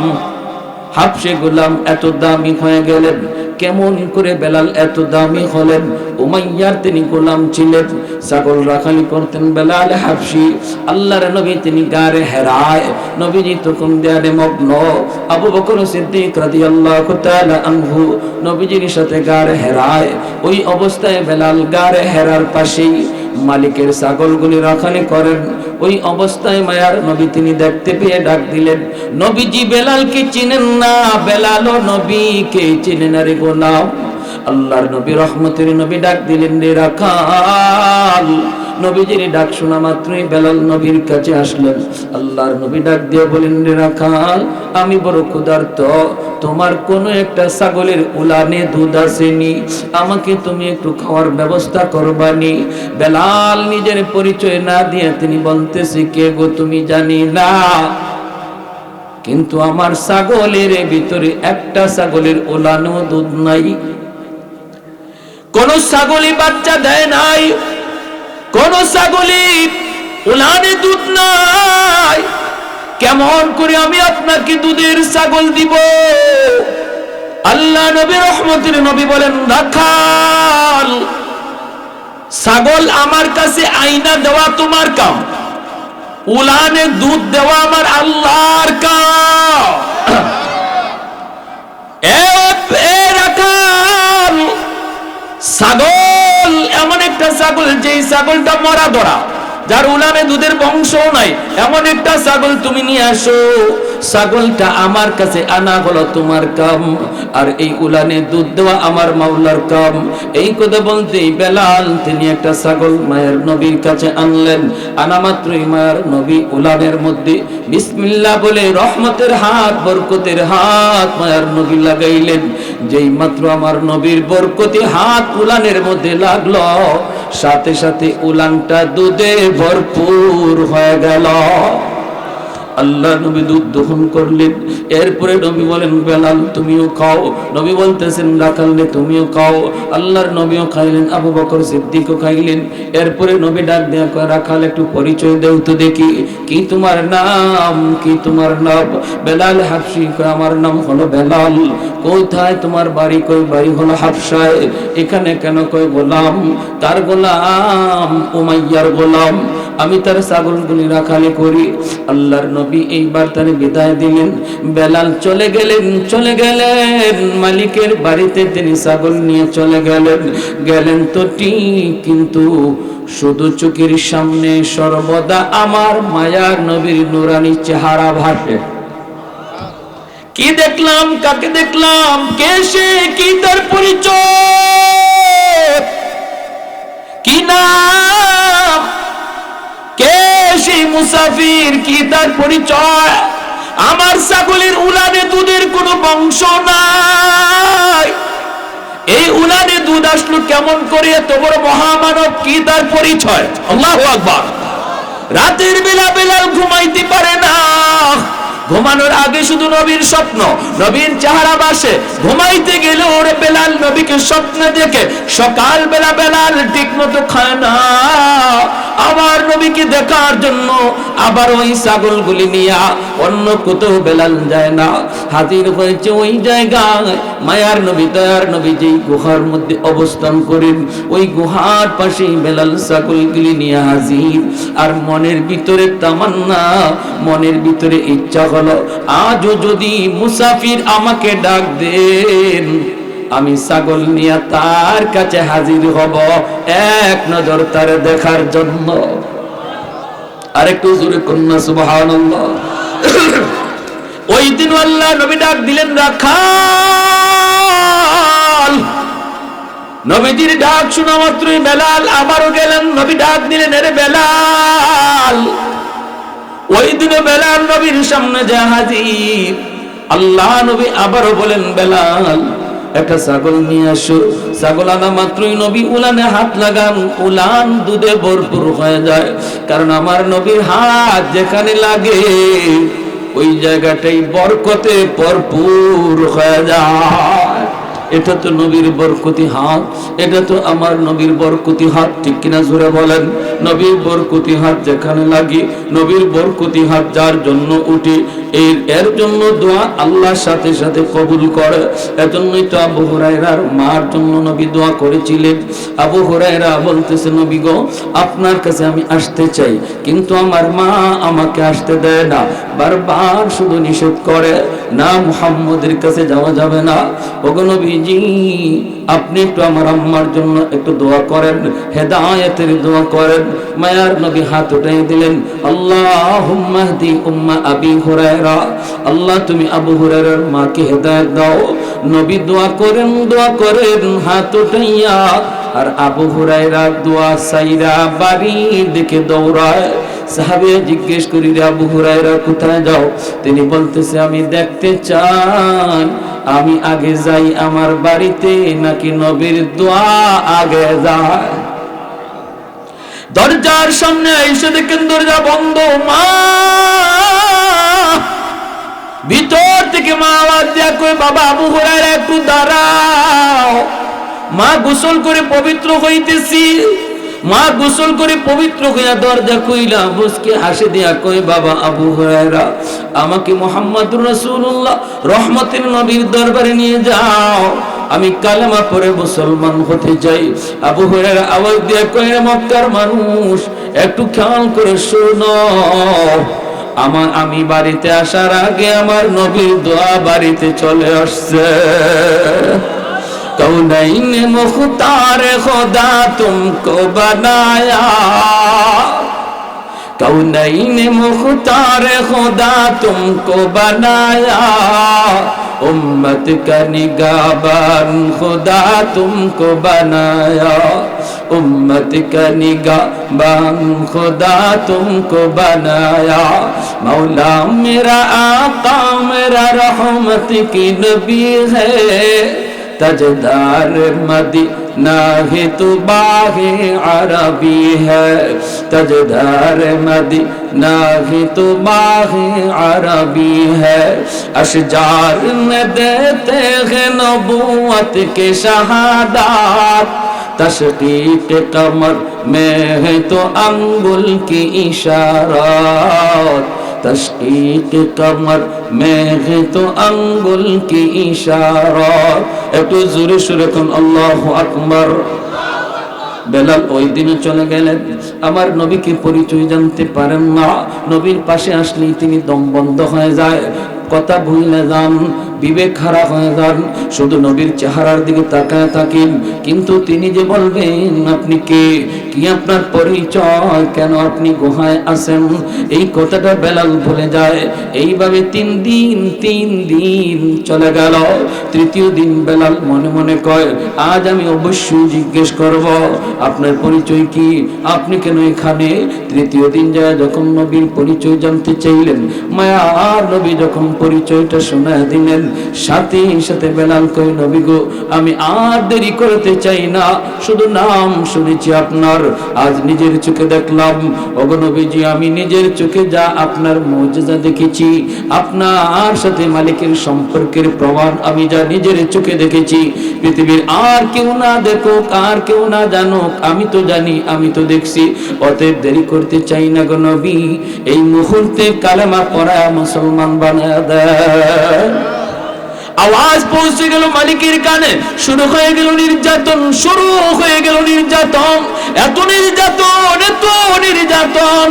হযরত আবু বকর সিদ্দিক রাদিয়াল্লাহু তাআলা আনহু তিনি মরুভূমির পার দিয়ে তিনি যাইতেছেন, দেখেন বেলালের দম যায় যায় অবস্থা, এত নির্যাতন এত নির্যাতন। উমাইয়াও মারে, মক্কার উশৃঙ্খল যুবকগুলি তারাও মারে, গলার মধ্যে রশি লাগাইয়া ওই মক্কার উত্তপ্ত ভূমিতে তারা এরকম ভাবে টানাটানি করে, চামড়াগুলি খসে যায়। আবার ভাইরা পাথর চাপা দিয়ে বুকের উপর রাখে, জিহ্বার মধ্যে এরকম ভাবে উমাইয়া পেরাক ঢুকায়া দিছে। আবু বকর সিদ্দিক কানে কানে এসে কই বেলাল রে, এ বেলাল জান বাঁচানোর জন্য মিথ্যা কথাও বলা যায়, এ বেলাল মেরে ফেলবে বেঈমানরা, অন্তত একবারের জন্য তুমি আল্লাহ আল্লাহ জিকির বন্ধ করো। বেলাল কই রে ভাই আবু বকর আমি চেষ্টা করি কিন্তু আমার জবান বন্ধ হয় না, আমি চেষ্টা করি জবান বন্ধ হয় না। যারা আল্লাহ আল্লাহ জিকিরে অভ্যস্ত হয়ে যায়, আমলের ভিতরে যারা পাবন্দি এসে যায়, চাইলেও পারে না। এজন্যই মুহাম্মদুল্লাহ হাফিজি রাহিমাহুল্লাহ তিনি বাথরুমের ভিতরে ঢুকছেন, বাথরুম থেকে বের হইছেন, হঠাৎ করে খাদেম দেখে তার জিহ্বা দিয়া রক্ত বের হইতেছে, রক্ত। খাদেমকে হযরত বাথরুমে ঢুকলেন আপনি ভালো, কিন্তু বের হইতেছেন আপনার মুখ দিয়ে রক্ত বাইরিতেছে, ঘটনা কি? উনি কই এই যে উনি হাত দিয়ে দেখেন ঠিক রক্ত বের হইতেছে। এরপরে তিনি বলতেছেন বাবা কারো কাছে বলিস না, আমি তোরে কই কি হুজুর কি হয়েছে একটু বলেন। মুহাম্মদুল্লাহ হাফিজি রাহমাতুল্লাহি আলাইহি বলেন আমি বাথরুমের ভিতরে ঢুকলাম, তখনও দেখি আমার জিহ্বায় আল্লাহ আল্লাহ জিকির করে। আমি জিহ্বারে বললাম জিহ্বা সব জায়গায় আল্লাহ আল্লাহ জিকির করা যায় না, এটা হলো বাথরুম, এখানে আমার মালিকের নাম নেওয়া যায় না, বন্ধ কর বন্ধ কর। আমার কথায় জিহ্বা নড়াচড়া বন্ধ করে না, জিহ্বার জিকির বন্ধ করে না। আমি বারবার বলতেছি জিহ্বা তুই বন্ধ হ, এটা বাথরুম, এখানে জিকির চলে না, জিকির চলে না। আমার জিহ্বা তো বন্ধ হয় না, এই কারণে আমি জিহ্বার দাঁত দিয়া কামড় দিয়ে ধরছিলাম, আর এই কামড়ে জিহ্বা কাইটা রক্ত বের হইতেছে। এজন্য আমার ভাইরা বেলাল হাবশী রাদিয়াল্লাহু তাআলা আনহু এত নির্যাতন সইতেছে। আবু বকর চোখের পানিটা মুইছে আমার মায়ার নবীর কাছে চলে গেলেন, যাই বলতেছেন নবী গো, বেলালকে উমাইয়ার কাছ থেকে কিনে আনা দরকার, নতুবা বেলালকে উমাইয়া হত্যা করে ফেলবে, মেরে ফেলবে। আল্লাহর নবী কই তাহলে কিনো। আবু বকর কই নবী গো আমি বেলালকে কিনে নিয়ে আসি। নবী কই আমার কিছু পয়সা সাথে নিয়ে যাও, কিয়ামতের ময়দানে আমি আল্লাহরে কইম আল্লাহ বেলালকে কিনার ভিতরে আমি নবীরও কিছু পয়সা ছিল।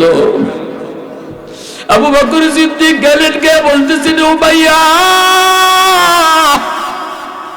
বেলালকে আমার কাছে বিক্রি করে দে।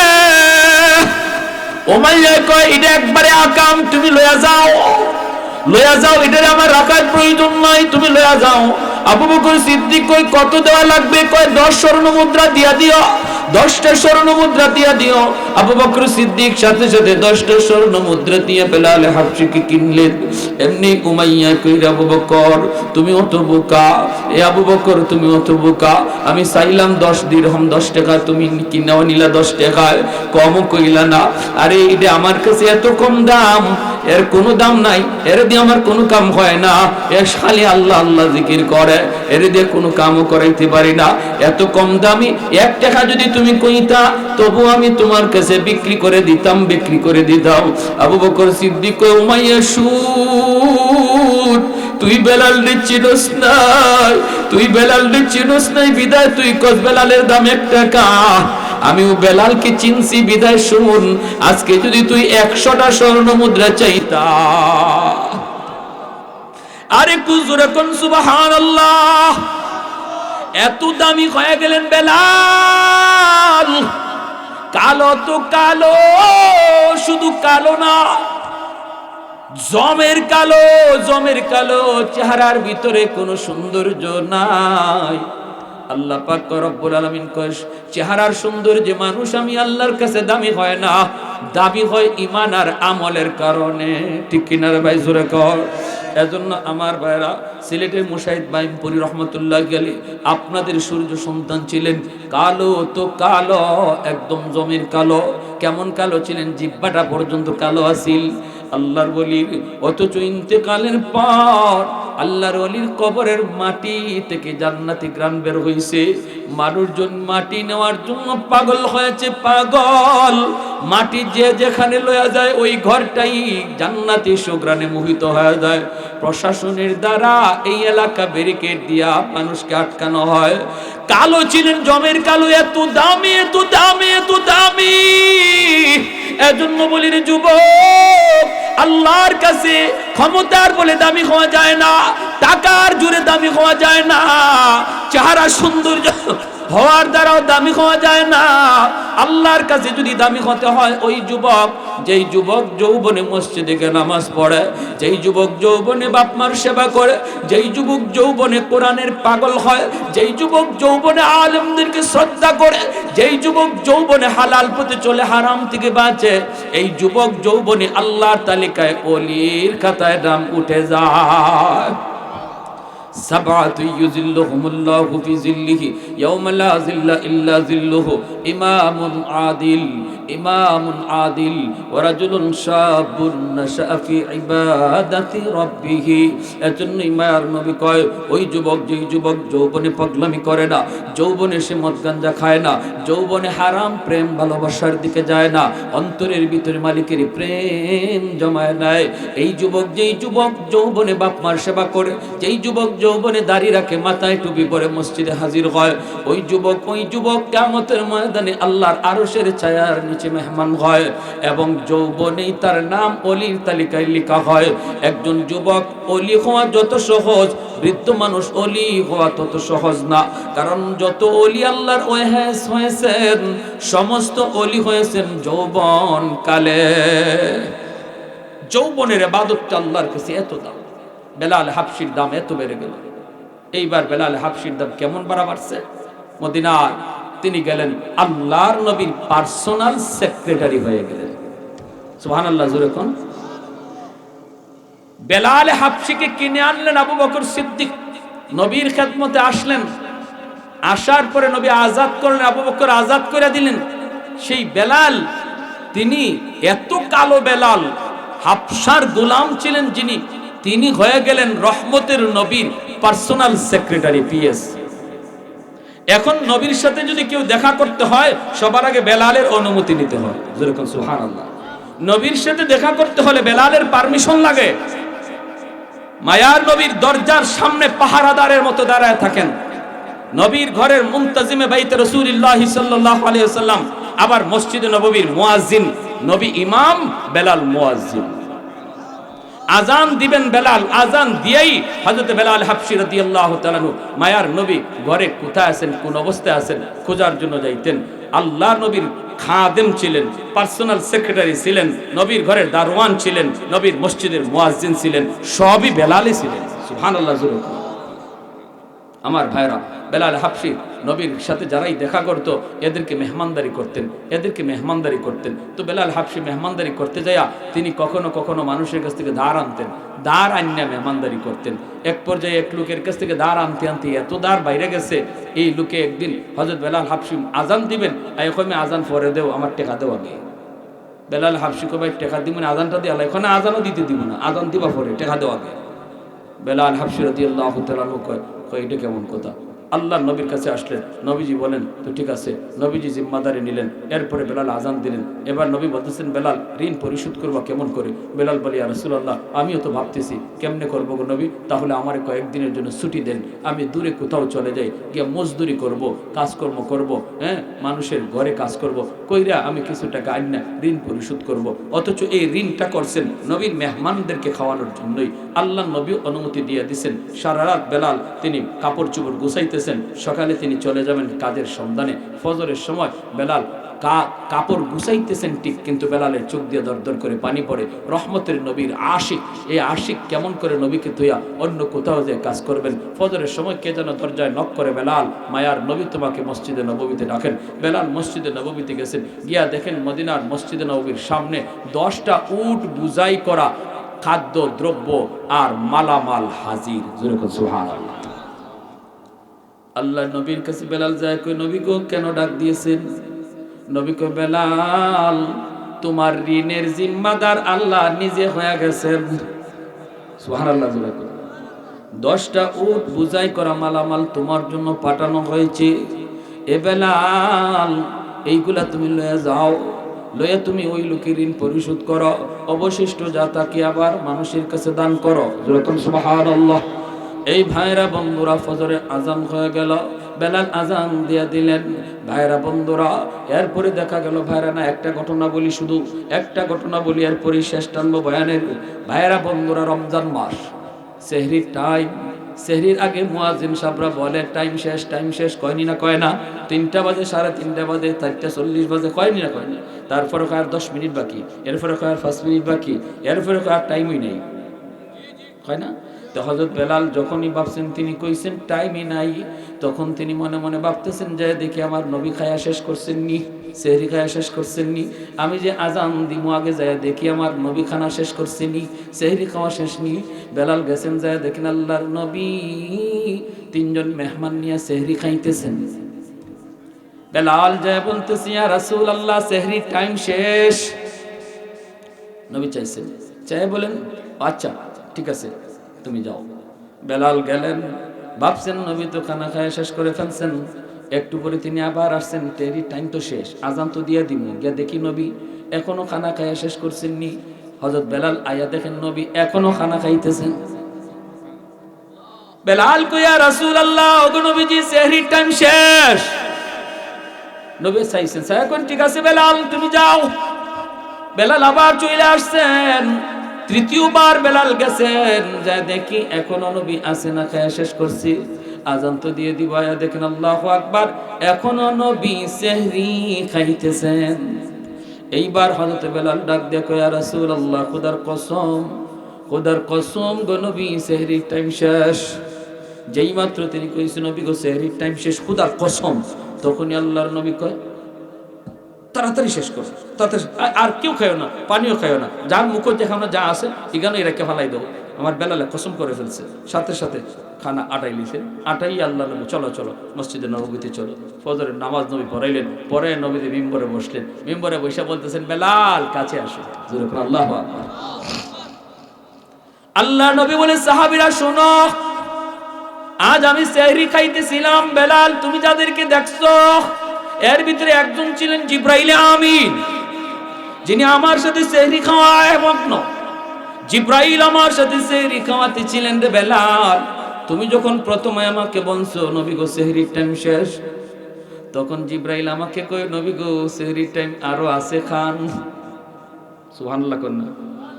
তুমি কইছো সেহরির টাইম শেষ, জিব্রাইলে কয় আছে এজন্য খাইছি। দ্বিতীয়বার যখন তুমি কইছো সেহরির টাইম শেষ, তখনও জিব্রাইল আমাকে কয় নবী গো টাইম আরো আছে খান।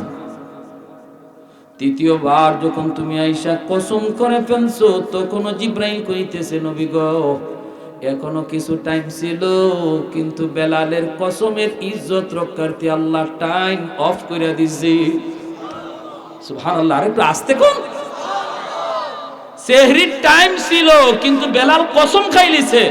এত দামি মানুষ আল্লাহর কাছে বেলাল, ওই বেলালের কসমের ইজ্জত রক্ষায় জিব্রাইল কয় আল্লাহ টাইমটা অফ করে দিছে। সুবহানাল্লাহ। ওয়ালাকাদ কাররামনা বনি আদম, এজন্য আল্লাহ পাক কয় মানুষ তোমাকে আমি এত দামি বানাইলাম, এত দামি, ফেরেশতার চেয়েও তুমি দামি। কখন? যখন তোমার ভিতরে ঈমান থাকবে, আমল থাকবে, যখন তোমার চোখ সঠিক কাজে ব্যয় হবে, কান তোমার সঠিক কাজে ব্যয় হবে, জবান তোমার সঠিক কাজে ব্যয় হবে, কান তোমার সঠিক কাজে ব্যয় হবে, জবান তোমার সঠিক কাজে ব্যয় হবে, তখন তুমি মানুষটা ফেরেশতার চেয়েও দামি, ফেরেশতার চেয়েও তুমি দামি। আর যদি তুমি তোমার চোখ কান নাককে তুমি যথাযথ কাজে ব্যয় না করো, যা দেখতেছো তাই বলতেছো, যা শুনতেছো তাই বলতেছো, কি কয় জানেননি? কয় যারে দেখি না তারে মানি না। কয় কারে মানো না? কয় আল্লাহরে দেখি না তাই আল্লাহরে মানিও না। তার একজনকে আহাম্মকের আহাম্মক তুই কি কস? ফখরে বাঙ্গাল রহমতুল্লাহি আলাইহি একটা একদিন কয় কি জানেন? নাস্তিকে কয় হুজুর হুজুর এই মানুষে আর কত ধোঁকা দিবেন? হুজুরে কয় কিরম ধোঁকা দিই? কই যে মানুষের হুজুর একখান ফু দেন, তে আপনি একখান ফু দিয়ে দিলেন, বাতাস ছাড়লেন, এই বাতাসে কি হইল? কি হইল বাতাসে? বাতাসে কি তৈরি? এরকম মানুষে আর কত ধোঁকা দিবেন আপনারা মোল্লা মুন্সি হতে? তো ফখরে বাঙ্গাল রহমতুল্লাহ আলাইহি বলতেছে বাতাসে যে কিছু হয় এটা তুমি বুঝো না। কই বাতাসে কি হইতো? এই যে আমি আপনার বাতাস দিলাম, কি হইছে? দেখছেন কেমন নাটার নাটা। তো ফখরে বাঙ্গাল রহমতুল্লাহ আলাইহি কয় তুমি যখন বুঝো না বাতাসে কিতা হইতে তোমারে বুঝাই, কয় বুঝা, কয় তুমি বুঝবা কেমনে? তোমার তো বাপেরই ঠিক নাই, তোমার জন্মেরই ঠিক নাই, তুমি বুঝবা কেমনে? কয় এ মেসব তো বেশি বেড়ে গেছে। এখন হে হাত সব গুছাই লিতেছে, হুজুরে ধরে ফেলবে, এলাকার মানুষের হাতির চেহারা লাল হয়ে গেছে, বডি ফুলে গেছে। এমনি মানুষ কয় কি মে কি হয়েছে? কয় কি হয়েছে হুজুরে জিগাও, অত বড় কথা আমারে কইছে। হুজুর আপনি কি কইছেন? হুজুর এখন না বেশি কিছু কইছি না, কইছি আর বাপের ঠিক নাই, জন্মে ভেজাল। পাবলিকে কয় হুজুর একটু বেশি হয়ে গেছে। কি হয়ে গেছে? বেশি হয়ে গেছে। হুজুর এখন বেশি হইছে না, আমি তারে জবাব দিছি বাতাসে বলি কোনটা হয় না, কোনটা যে হয় এটা বুঝাইলাম। কেমনে? কয় হে রে হে, কয় আমরা যে ফু দেই কোরআন শরীফ পইরা, এই ফুর মাঝে বলে কোনটা নাই, এটা বলে একটা ধোঁকাবাজি। আপনারাও কি তা মনে করেন না? গীতা হ্যাঁ, গরপুরি রহমতুল্লাহি আলাইহি ফু দিতা ফুকরিত। শনি মঙ্গলবারে হাজার হাজার মানুষ আইছে বদলা লইয়া, বালতি লইয়া, মগ লইয়া, হগলটা হুজুরে ফু দিবেন কেমন কইরা? এই জন্য হুজুরে ফুকুরের মাঝে ফু দিয়া যাইতা, আর কইতা ফুকুর থেকে পানি লইয়া যাও কি। আর মানুষের ফুকুর থেকে বোতল বইরে বইরে পানি নিত, খাম হয়ে দিত। এক লোকে একদিন কয় হুজুর আমার একই নয় না, আমি লন্ডন থেকে আইছি, আমার একখান ফু দেওয়ান লাগবো খাস কইরা। কয় কেমনে? কয় আমার জগের মধ্যে কাছের একখান জগ লই আইছে, এই কাছের জগের মধ্যে ফু দিতে হবে। গরপুর রহমতুল্লাহি আলাইহি বলতেছে তোমার একই নয় না? কয় না হুজুর একই নইব কেমনে? ফুকরির ই কুনার মাঝে আপনি ফু দিছেন, ই ফু হি কুনা যায় কেমনে? তো আল্লাহর ওলি কয় তোমার বুঝ হইব, তুমি জগটা ভালো করে ধরো, আমি ফু দিতেছি। কত ধরলাম তো, ওই ধরছে এইভাবে, আমাদের উস্তাদগণ পাশে ছিলেন যারা দেখছেন, এইভাবে জগটা ধরছে আর আল্লাহর ওই কোরআনে আয়াত করে ফু দিছেন, দেওয়ার লগে লগে কাছের জগ টাস টাস করে ফাইটটা মাটির পুরা ফানিসহ পড়ে গেছে। তাহলে আল্লাহর কালামের মধ্যে আসর আসেনি না নাই? এই কথা বুঝাইবার লাগি ফখরে বাঙ্গাল কয়, তুমি বুঝবা কেমনে কোরআনে আয়াতে যে আসর আছে? তোমার তো জন্মে ঠিক নাই, তোমার বাপের ঠিক নাই। তখনই কয় হুজুরে কয়, আমি কেন কইছি এটা বুঝবা, তোমরা যারা পাবলিক আইছো তোমরা শুনো। হে বলে বাতাসে কি আছে এটা বুঝে না, এটা বুঝাইলাম। আমি যে তারে একটা গালি দিছি, এটা একটা বাতাস, এটা মারছিও না, আঘাতও করছি না। দেখো একটা বাতাস ছাড়ছি, হের চেহারা লাল হয়ে গেছি গিয়া, বডি ফুললে গেছি গিয়া, হ্যাঁ মোটো হয়ে গেছি গিয়া, আমার দলিলিত। অথচ আমি তার মারলাম না, অথচ হাতও তুললাম না, একটা বাতাস ছাড়লাম। বাতাসে যদি তার চেহারা লাল বানায় দেয়, বডি ফুলায় দেয়, একটা নাপাক বাতাস তাও গালি। কোরআনের আয়াত হইল পাক, পাক আয়াত পইরা বাতাস ছাড়লে যে 100 নয়, এটা বুঝাইছি। বুঝে আসছে আপনাদের? জোরে কোন ভাইরা বন্ধুরা, কোন কথা ছিলাম? কোনটার থেকে কোনটা তাইছি কর না গর্ব, হ্যাঁ? ও তো হযরত বেলাল হাবশী রাদিয়াল্লাহু তাআলা আনহু তখন ওই অবস্থায় তিনি যখন আল্লাহ পাক রব্বুল আলামিন কয়, জিবরাইল জানায় দাও আমার বেলালের ইজ্জতের খাতিরে আমি আল্লাহ সেহরির টাইমটা অফ করে দিছি। যেরকম সুবহানাল্লাহ। তাহলে আমার ভাইয়েরা বন্ধুরা বলুন দেখি, আল্লাহর কাছে দামি হয় টাকার জোরে, ক্ষমতার জোরে, না আমলের জোরে? কারা কারা যৌবনে আমল করতে রাজি আছে? একটু হাত তুলে আল্লাহকে দেখাই।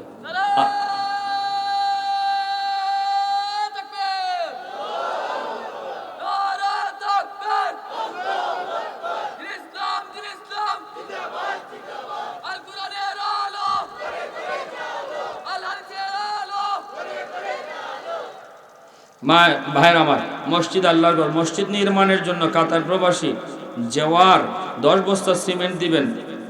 আল্লাহ তুমি আমার ভাই প্রবাসে কাতারে যে আছে, আমার ভাইকে আল্লাহ তুমি নিরাপদ রাখো, রুজির মধ্যে বরকত দিও, আফত বিপদ বালা মুসিবত থেকে আল্লাহ তুমি হেফাজত করো। আর 10 বস্তা সিমেন্ট আছেন কেউ এখানে দেওয়ার? 10 বস্তা সামন থেকে একজন ভাই বলেন আল্লাহর ঘর মসজিদের জন্য আমি যদি